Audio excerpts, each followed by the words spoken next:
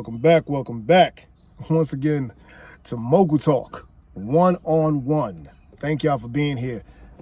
This episode, while I burn a stick, is very simply put,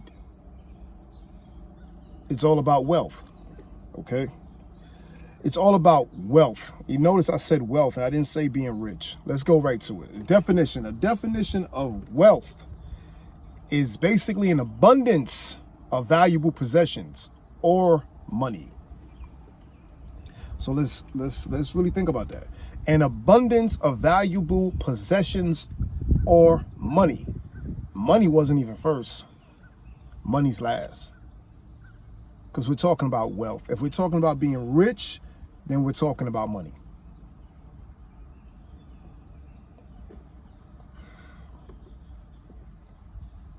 Wealth is different. Wealth is different on so many levels. But the biggest level that wealth is different than being rich is a mentality. It's not just, it's a mentality and it's also a structure. You can basically get lucky and get rich. Okay? You can be lucky and get rich. You can hit the lotto and get rich. To be wealthy requires structure, requires other levels of thought besides a dollar sign in your bank account and what you can buy at a drop of a dime. Wealth is powerful. Rich is great, but rich truly can be faded. You know what I'm saying? Rich can truly be faded. It all depends on your POV. Wealth is different. Wealth is when you actually have the kind of portfolio, investment portfolio, real estate portfolio, tech portfolio that you basically can't almost see ever dwindling. I remember hearing Don King being interviewed, right? Don King was being interviewed by Howard Stern. I remember this interview because it stuck with me, and I still remember it to this day. All right. Howard Stern asked Don King, come on, Don, tell us all how much money you have. How much money you really have? Because you seem to have a lot of money, man. Like, how much do you have? What are you worth? And I remember Don King looking right at this man in the camera, and he said, and I felt like he was looking at me. He looked right at him, and he told him straight up and down, come on, Howard. If you really know how much money you have, then you don't have no money. I said, whoa. Whoa.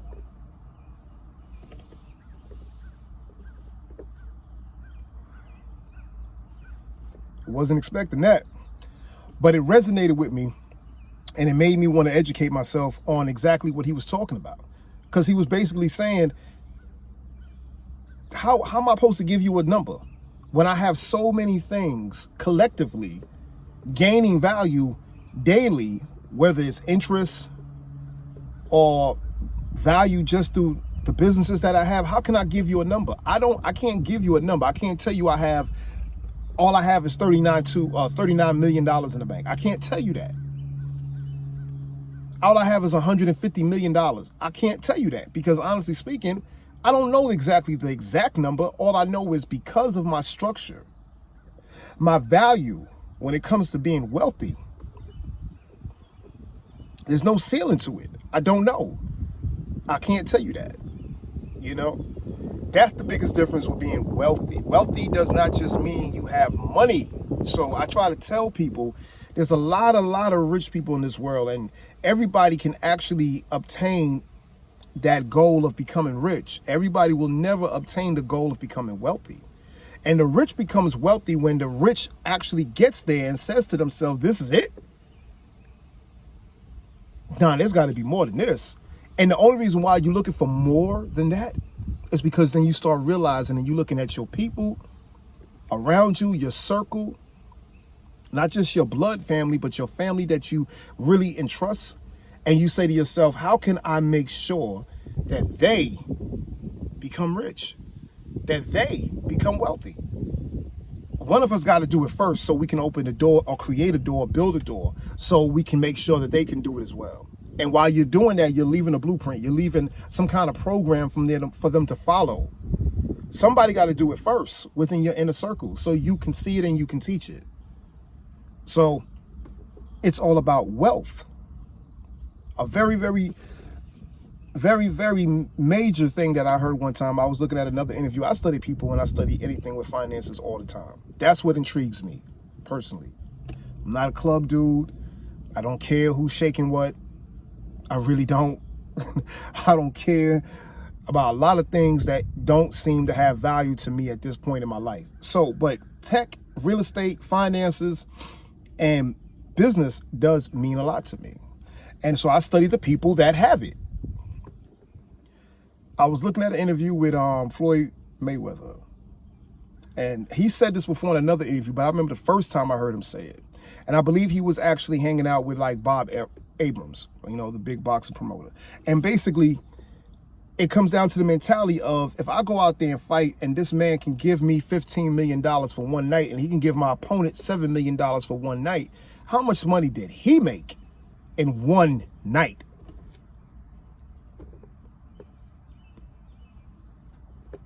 Because if you can pay out $22 million in one night to the main participants, to the principals, then what did you bring in? Because I can't pay out $22 million in one night if I didn't bring in 150 million or 300 million in one night. I must have made 200-300 million if I can just give away 22. So you start doing the math, and the math will make you start doing science and what makes sense in your head, and you start saying, well, I need to get to that bag. I appreciate the one that I have, but that bag is a little bit better. Actually, it's a lot better. So how do I get there? And he said he was hanging out with Bob Abrams. I don't know if he was at his house, on his boat, or wherever he was at.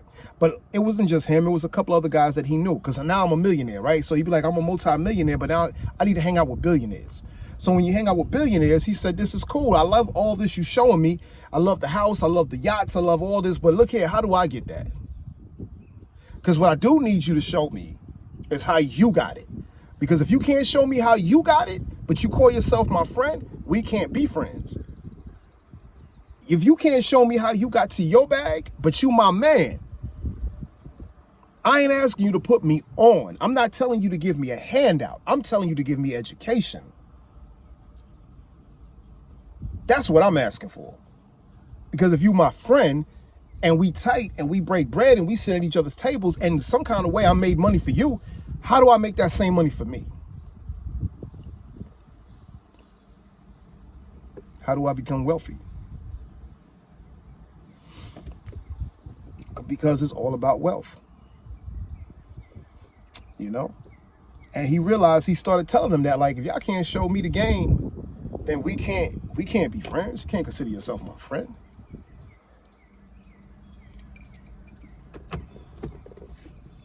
This is why you need to hang with or be around like-minded individuals, talk like you, their vocabulary is like yours or better, their mindset is like yours, and they understand where you're coming from and where you want to go because they've been where you're at.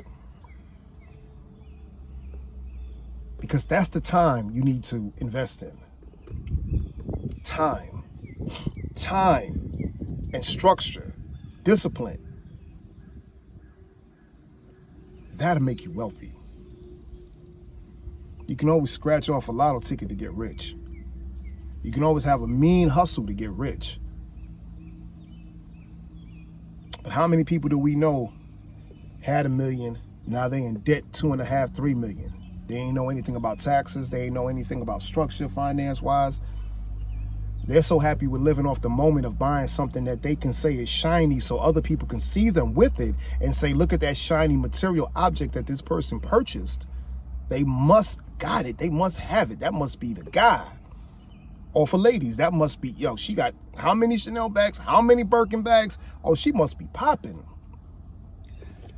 A $75,000 pocketbook makes absolutely no sense to have if you don't have at least $15 million in the bank. None. And even with that, it still might make no sense.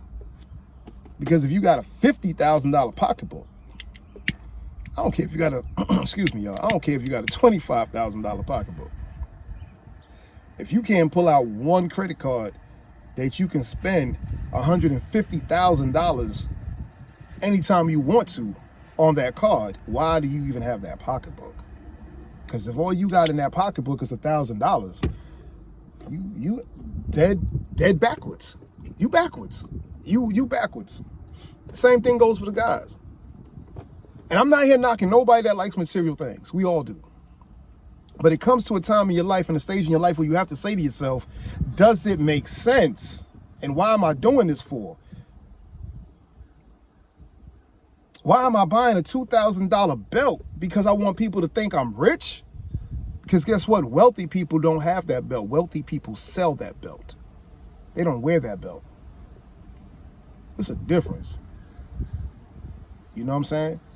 I want y'all to understand that because it's truly all about wealth. And what does wealth do? Wealth secures your family while you're dead. Your grandkids should be able to go to school wherever they want to if that's what they choose because of all the work that you put in to become wealthy, to make your family's name valuable, to create a family portfolio that trickles down in such a way that your family is your own bank. That's what wealth does. Look around. Only difference is we train ourselves differently. We treat ourselves differently because we train ourselves and our children to be consumers more than being owners. And we're all guilty of it. I'm guilty of it. So when you retrain your brain to think like a mogul, think like a person who will absolutely succeed in different industries or succeed in the one industry that you love being in, everything else starts to make sense to you after a while. Because you do more numbers than you do anything. You have anxiety for numbers. You know what I'm saying? Numbers can make you nervous or numbers can make you happy. It's all about how you train yourself. But if you don't train yourself correctly, you can't retrain and train your siblings, your children, your spouse. Because what you're teaching them is they only going to learn from what they see you do. So if you go out there and you can't wait to just spend, they think that's the high. They think that's the high. The high isn't within that now, the moment. They thinking rich, even though they not, but you're not training them to think wealthy. Because wealthy is a long process. Wealthy just don't happen. Wealthy has to be earned, thought out, strategically planning, financially disciplined. Understanding it's a big difference between investing and spending. And also, of course, having a product or service or an experience or atmosphere that you can offer to society that they will buy into and support it.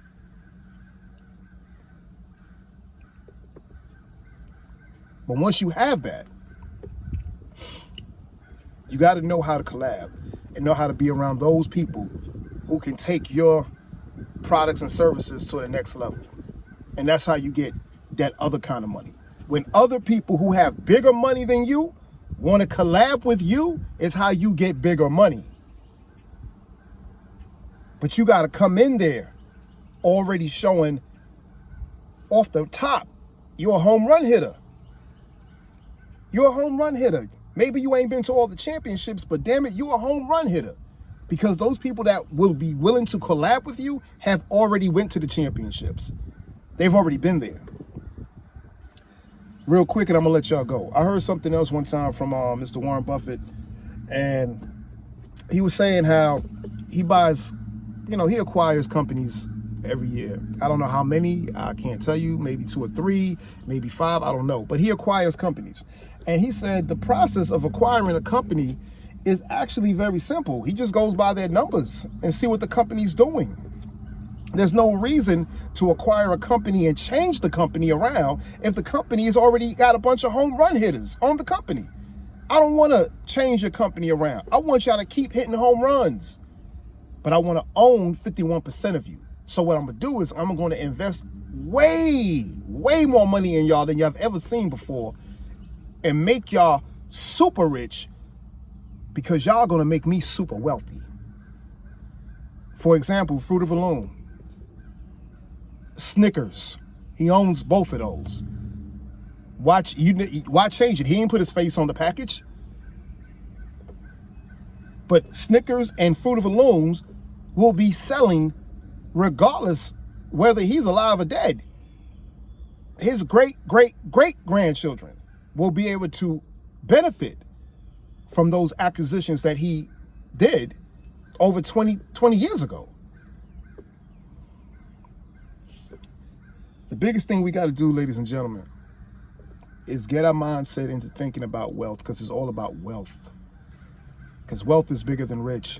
Wealth will help your family that you have no idea about yet coming up in the future succeed and give them an opportunity, give them a running start, as we say, to success. And that's why the goal is to be wealthy. Because if you're going to be wealthy, and if you fall short anywhere in between there, you just land on rich. And if that's convenient for you, then that's not a bad situation either. But while we have time on this planet, and we don't have a lot of it, I know we think we do, but we don't. Use it wisely. Be stingy with your time. Be stingy with who you have financial conversations with. It's okay not to have the same conversation with everybody. It's okay. Because everybody will not have a rich conversation for you. Everybody will not have a wealthy conversation for you. Everybody won't have those conversations for you, and that's okay. They wasn't meant to. It's not in their design. It's not in their destiny, but it's in yours. My name is Kadon A. Sterling. This is Mogul Talk One-on-One. I thank y'all so much for being here with me. All right. Word of mouth is how you build a brand, people. So if you like this channel, please tell everybody else about it. Subscribe, hit the like button. Check out my other two channels, Cars, Golf, and Cigars, which everybody loves, and I appreciate y'all. Thank y'all so much. And I just started a new channel just for motivational, meditational reasons called This Is Life One-on-One, right here on YouTube. All right. I'll see y'all later.